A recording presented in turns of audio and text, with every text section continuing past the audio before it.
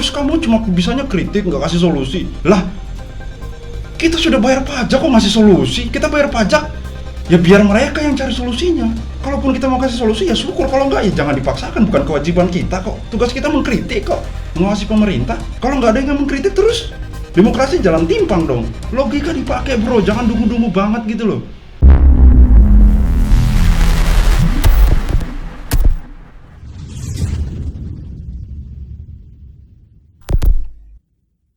Bismillahirrahmanirrahim. Assalamualaikum warahmatullahi wabarakatuh. Kembali lagi bersama saya Khalid Al-Walid. Seperti biasa, lagi-lagi kita akan membahas si menak baru, Yakut Cholil.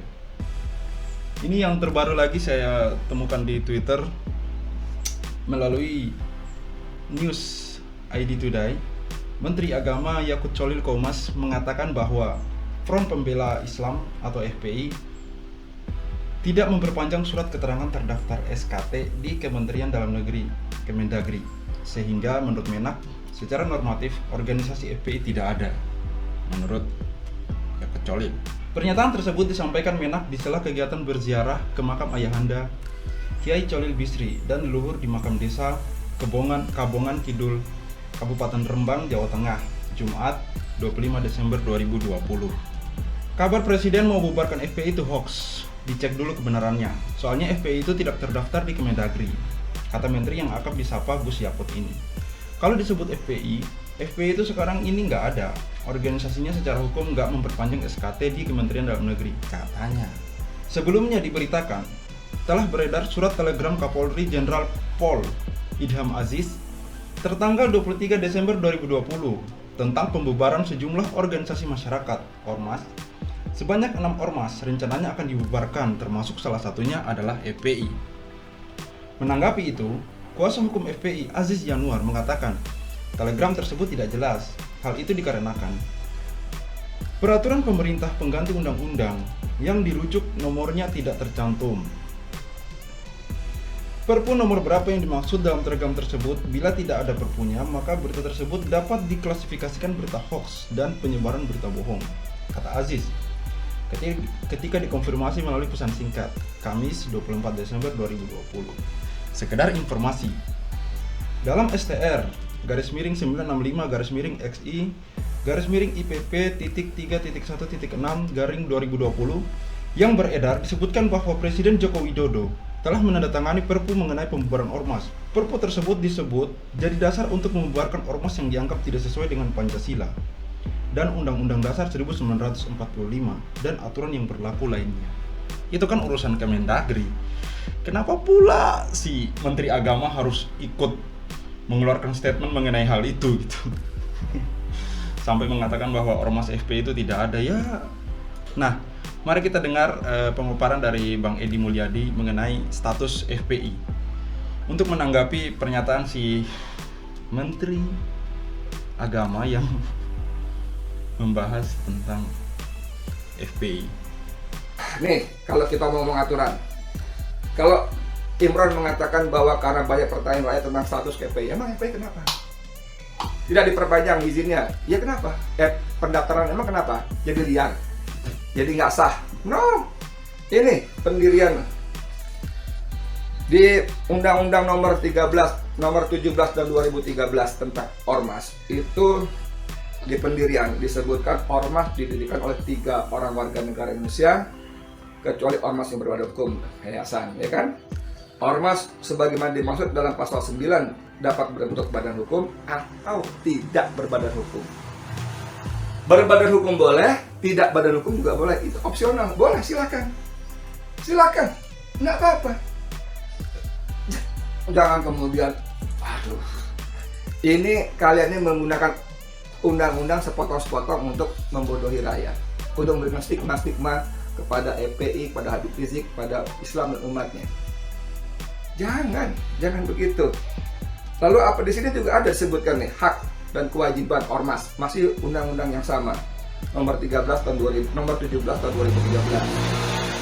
Ormas berhak ya, hak dan kewajiban ormas. Nanti dilihat ya. Ormas berhak mengatur dan mengurus rumah tangga organisasi secara mandiri dan terbuka. Jangan campur tangan. Jangan, masuk terlalu jauh. 2B. Ormas memperoleh hak atas kekayaan intelektual untuk nama dan lambang ormas sesuai dengan ketentuan peraturan dan perundang-undangan. Oke. C. Memperjuangkan cita-cita dan tujuan organisasi. Jadi kalau FPI atau apapun ormas dia punya kegiatan untuk memperjuangkan, mewujudkan cita-citanya, boleh. Sepanjang memang cita-cita itu tidak bertentangan dengan Pancasila. Dengan Undang-Undang Dasar 45. Ada tujuan FPI yang bertentangan dengan Pancasila. Mau ganti Pancasila dengan Ekasila, Trisila misalnya. Enggak, bos.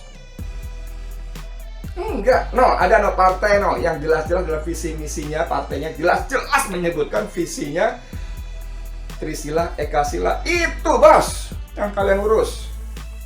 Itu yang kalian urus. Jelas-jelas visinya menjadikan Trisila dan Ekasila.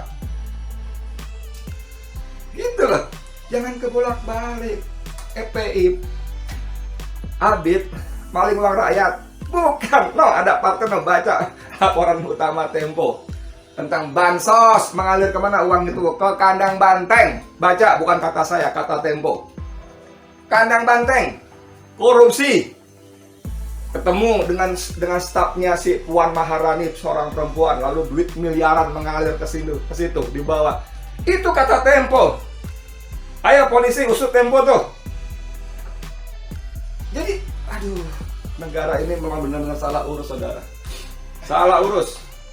Ya, jangan begitu. Kita ngomong peraturan, kita ngomong hukum, kita ngomong undang-undang. Harus taat peraturan, harus taat hukum. Negara-negara hukum. Ayo, semuanya diselesaikan berdasarkan hukum. Semuanya digarap berdasarkan hukum. Semuanya berlandaskan hukum. Kembali soal razia kaos tadi, saya kesel banget tuh. Salahnya apa orang pakai baju kaos gambar Habib Rizik? Salahnya apa, Pak Polisi? Peraturan mana, dasar hukum mana yang kalian pakai untuk merazia itu? Kalian catat nomor handphonenya, KTP-nya, kalian buka isi handphonenya. Itu melanggar HAM. Melanggar mengayomi, melayani, melindungi. Mana? Jangan begitu, lihat itu. Aduh, ini berita ini. Imran menyebut Kemendagri ingin menyampaikan kepada Kesbangpol Provinsi bahwa hingga kini FPI tidak terdaftar sebagai ormas badan hukum di kementerian. Lalu kenapa kalau nggak terdaftar? Diam? Enggak kan? Terlarang? Enggak kan? Jangan sepotong-sepotong. Dengan demikian Imran ingin menyamakan persepsi antara pusat dan daerah bahwa FPI adalah kelompok masyarakat biasa, bukan ormas yang diakui secara badan hukum Indonesia. FPI itu kelompok ormas biasa, setuju. Mereka biasa saja. Kalau sekarang menjadi seperti besar, itu karena kalian menzalimi. Karena negara ini menzalimi, maka dia menjadi seolah besar. Dan seperti sunatullah, manusia itu merasa simpati, iba kepada pihak-pihak orang yang dizalimi. Itu normal. Kisah Megawati ketika Orde Baru itu dizalimi, lalu dia menjadi besar, menjadi lambang perlawanan, itu normal, bos. Kisah Susilo Bambang Yudhoyono dengan Partai Demokratnya menjadi besar karena dizalimi oleh penguasa waktu itu PDIP, normal, bos. Masa kalian nggak belajar dari sejarah? Kalau sekarang FPI menjadi besar karena kalian zalimi, karena Habib Rizik kalian kriminalisasi, orang merasa simpati. Masa gitu aja nggak ngerti? Kan pinter-pinter kalian, doktor, banyak profesor juga. Aduh, ya. Jadi kalau misalnya iseng-iseng nih, saya iseng-iseng nih, bikin polling, mana yang harus dibubarkan? FPI apa partai sarang koruptor, penerima aliran duit korupsi? Aduh, hakul yakin saya hasil yang kedua, layak, pantas, wajib dibubarkan. Hakul yakin saya, ya. Jadi Kemendagri, please, saya ingatkan lagi, jabatan kalian itu amanah dari rakyat. Gaji, fasilitas kalian dari uang rakyat. Gunakan itu untuk melayani rakyat, bukan untuk menciptakan stigma. Bukan untuk memusuhi, kecuali setuju tuh, kecuali orang itu, pihak itu, organisasi itu jelas-jelas mengancam negara, jelas-jelas bertentangan dengan UUD 45 Pancasila, jelas-jelas mau memberontak, mengangkat senjata, jelas-jelas mau memisahkan diri dari NKRI. Dan itu tidak terjadi pada Habib Rizik maupun FPI. Ya, apa yang terjadi sesungguhnya hanya kalian dan Tuhan Allah yang Maha Kuasa yang Maha Tahu apa yang terjadi dalam hakikat. Oke, sekian dari saya, Edi Mulyadi untuk FLN. Assalamualaikum warahmatullahi wabarakatuh. Ya, itulah pemaparan dari Ustadz Edi Mulyadi atau Bang Edi mengenai status FPI. Saya rasa sudah jelas di sini ya, saya tidak perlu lagi banyak komentar. Saya hanya ingin menambahkan sedikit, kenapa pemerintah terlalu sibuk dengan FPI dan Habib Rizik? Apa tidak ada masalah lain yang lebih penting? Segitu berpengaruhnya Habib Rizik dan FPI sampai selalu dibahas. Setiap hari pasti ada judul berita FPI atau enggak Habib Rizik. Selalu ada.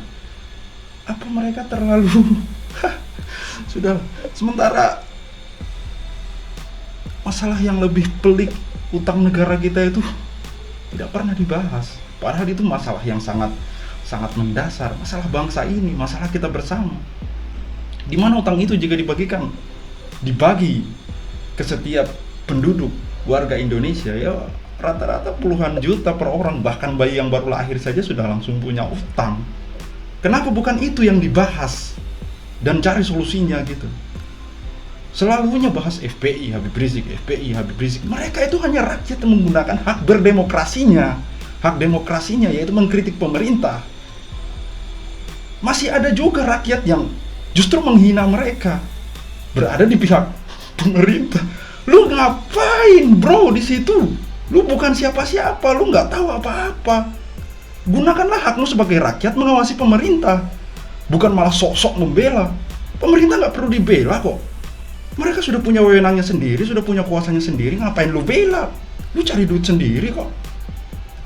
Biarkanlah mereka yang mengkritik pemerintah berada di jalurnya. Selama itu benar nggak masalah, selama itu positif nggak masalah. Nggak usah lagi dikomentari. Terus kamu cuma bisanya kritik, nggak kasih solusi. Lah, kita sudah bayar pajak kok masih solusi? Kita bayar pajak, ya biar mereka yang cari solusinya. Kalaupun kita mau kasih solusi ya syukur, kalau enggak ya jangan dipaksakan, bukan kewajiban kita kok. Tugas kita mengkritik kok, mengawasi pemerintah. Kalau nggak ada yang mengkritik terus, demokrasi jalan timpang dong. Logika dipakai bro, jangan dungu-dungu banget gitu loh.